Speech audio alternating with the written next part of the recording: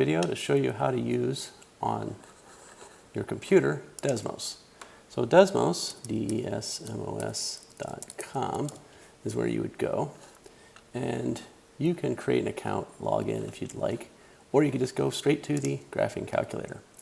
Now, when you do this, it splashes to this screen. Right up here with this graph settings, if you see this, right, you can set things like, and this could be useful, whether or not you're in radians or degrees, which depending on what you're using, and this only counts if you're using sine or cosine, right, or tangent, whether or not it's radians or degrees. Otherwise, it really doesn't make a lot of difference. But what you can do is you can type in what's going on right up here. Now, if you want to graph things, then it's pretty easy. You could just like say 2x plus 3. You can see that it creates that graph. Or if you want to do, let's say you want to do x squared, x, you want to hit shift and then 6, that gets you the caret, and it makes it into an exponent. So now you have x squared, and you can arrow over if you want and say that plus 4 or something like that. Now, if you just want to use this as a calculator, then let's say you want to know what 2 times 3, right? And now you see these grade parentheses. If I arrow outside of them, what I can do is go ahead and use the caret key to get a power. Let's say that's cubed, right? Minus 7.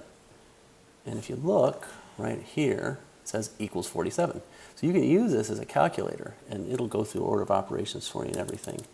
So if you wanted to do, say, 5 minus x, then divided by, I'm sorry, you couldn't do 5 minus x.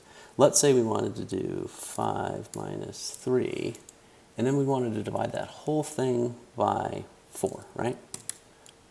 Look at what happened. It made this into a fraction. That's what division is, right? But it only divided the 3. If we wanted to divide the whole thing, we could use parentheses and say 5 minus 3, arrow outside of the parentheses, then say divided by.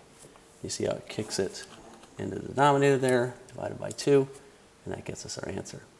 That's just a quick intro of how to go to Desmos. So you just go to Desmos.com, and then you get the calculator. I'll do another video that will show you how you can use your phone, if you'd like, to download Desmos and use it there. Thanks.